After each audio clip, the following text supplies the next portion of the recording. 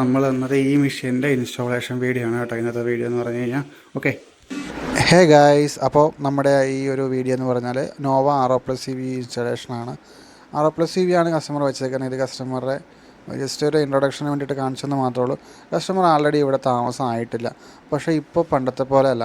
കസ്റ്റമറൊക്കെ വരുന്നതിന് മുമ്പ് തന്നെ സകല എക്യുപ്മെൻറ്റ്സും വെച്ചതിന് ശേഷമാണ് താമസം ആരംഭിക്കുന്നത്, പുതിയ വീടൊക്കെ വെക്കുമ്പോൾ. അപ്പോൾ നിങ്ങളും പുതിയ വീട് വെച്ച് വാട്ടർ പ്യൂരിഫയറൊക്കെ ഇൻസ്റ്റാൾ ചെയ്യാൻ താല്പര്യം ഉണ്ടെന്നുണ്ടെങ്കിൽ നമ്മൾ ധൈര്യത്തോടെ കോൺടാക്റ്റ് ചെയ്യുക. അതിനുശേഷം നമ്മൾ അവിടെ വന്നിട്ട് നിങ്ങളുടെ വീടിൻ്റെ പ്ലാൻ അനുസരിച്ച് ഏതൊക്കെ പ്യൂരിഫയർ വെക്കാം, എങ്ങനെയുള്ള കാര്യങ്ങളൊക്കെ. ഇതിപ്പോൾ കസ്റ്റമർക്ക് UTC മെഷീനൊക്കെ അടിപൊളിയായിട്ട് വെക്കാറുണ്ട്. പക്ഷേ കസ്റ്റമർ ചൂസ് ചെയ്ത ടേബിൾ ടോപ്പ് വെക്കുന്ന മെഷീനാണ്. അപ്പോൾ എന്ത് പറ്റുന്ന വെച്ചാൽ അത്രയും ഇതും കുറയും. കാരണം നമ്മളിപ്പോൾ ഒരു മോഡേൺ കിച്ചൺ എന്ന ഒരു കോൺസെപ്റ്റിലായിട്ടൊക്കെ വരുന്ന സമയത്ത് മെഷീൻ്റെ, അതായത് കിച്ചണിൻ്റെ മേളിൽ വാട്ടർ പ്യൂരിഫയർ കാണുമ്പോൾ ഒരു അഭംഗിയായിരിക്കും. എന്നാലും കുഴപ്പമില്ല, എല്ലാ കേസിലും അതല്ല. എന്നാലും UTC മെഷീൻസൊക്കെ വെക്കുന്ന മുമ്പ് തന്നെ നമ്മളത് ആ ഇൻറ്റീരിയർ ഡിസൈനൊക്കെ ചെയ്യുമ്പോൾ തന്നെ അതിൻ്റെ പ്ലംബിങ്ങും വയറിങ്ങും കാര്യങ്ങളൊക്കെ ചെയ്തില്ലെങ്കിൽ അത് ബുദ്ധിമുട്ടാകും.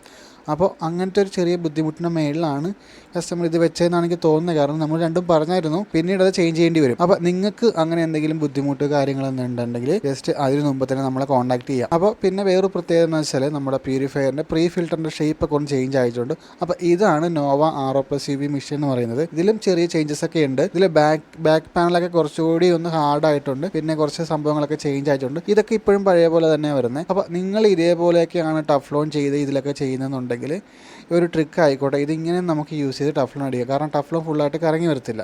അപ്പോൾ അതിന് ഈ ഒരു വീട്ടിൽ പ്രശ്നം വെച്ചാൽ വെള്ളം ഇതുവരെ കണക്ട് ആയിട്ടില്ല. അതുകൊണ്ട് ആ ഒരു വിഷയമുണ്ട്. നമുക്ക് വെള്ളം കയറ്റി ചെക്ക് ചെയ്ത് ലീക്ക് കാര്യങ്ങളോ അല്ലെങ്കിൽ ആദ്യത്തെ വെള്ളം കളയാനോ പറ്റിയിട്ടില്ല. അപ്പോൾ നമ്മൾ കസ്റ്റമറോട് പറഞ്ഞിട്ടുണ്ട് ഈ കാര്യം. അപ്പോൾ ഈ ഒരു സാധനം കണക്ട് ചെയ്തതിന് ശേഷം പിന്നീട് നമ്മൾ ഡ്രില്ല് ചെയ്യുക, നോർമലി എല്ലാവരും ചെയ്യുന്ന പോലെ തന്നെ ഡ്രില്ല് ചെയ്ത് ഹാങ് ചെയ്യുക, ആ ഒരു പോർഷനാണ് വരുന്നത്. അപ്പോൾ ഇതിൽ നമുക്ക് ആൾറെഡി മെഷർമെൻറ്റും കാര്യങ്ങളൊക്കെ ഉണ്ട്. നോർമൽ ടൈൽസ് ആയതുകൊണ്ട് തന്നെ നമുക്ക് ഡ്രില്ല് ചെയ്യാം. അപ്പോൾ ആ ഒരു ഏരിയ ആയതുകൊണ്ട് നമുക്ക് പ്രീ ഫിൽറ്റർ എങ്ങും വെക്കാൻ പറ്റില്ല. അപ്പോൾ ഈ ഒരു ലെഫ്റ്റ് സൈഡിൽ ആണ് നമ്മൾ പ്രീ ഫിൽറ്ററുള്ള പ്ലേസ് നോക്കിക്കുന്നത്. പ്രീ ഫിൽറ്റർ ഹാങ് ചെയ്തതിന് ശേഷം നമ്മൾ പിന്നെ മെഷീൻ ഹാങ് ചെയ്ത് ആ ഒരു രീതിയിലാണ് പോകുന്നത്. അങ്ങനെ മെഷീനൊക്കെ ഹാങ് ചെയ്ത് ജസ്റ്റ് വെള്ളം കണക്റ്റ് ആയില്ല, പക്ഷേ ഇത് ഓൺ ആക്കിയിട്ടുണ്ട്. പക്ഷേ ഇതിലെന്താണെന്ന് അറിയില്ല, പുതിയ മെഷീനിൽ അതിൻ്റെ സ്വിച്ചും കാര്യങ്ങളൊക്കെ എന്തോ ചേഞ്ചസ് വരുത്തുന്നുണ്ട്. സാധാരണ നോർമലി വെള്ളം ഇല്ലെങ്കിൽ മെഷീൻസ് ഓൺ ആകാറില്ല. പക്ഷേ ഈ ഒരു മെഷീൻ വെള്ളം ഇല്ലാഞ്ഞിട്ടും ഓൺ ആകുന്നുണ്ട്. എന്തെങ്കിലും എറർ ആണോ എന്ന് അറിയില്ല. നമ്മൾ ആ സമയത്ത് വെള്ളം ഇല്ലാത്തതുകൊണ്ട് ചെക്ക് ചെയ്തില്ല. അപ്പോൾ എന്തെങ്കിലും വരുമ്പോൾ നോക്കാവുന്ന രീതിയിൽ ഒന്ന് ചെയ്തേക്കണതാണ്.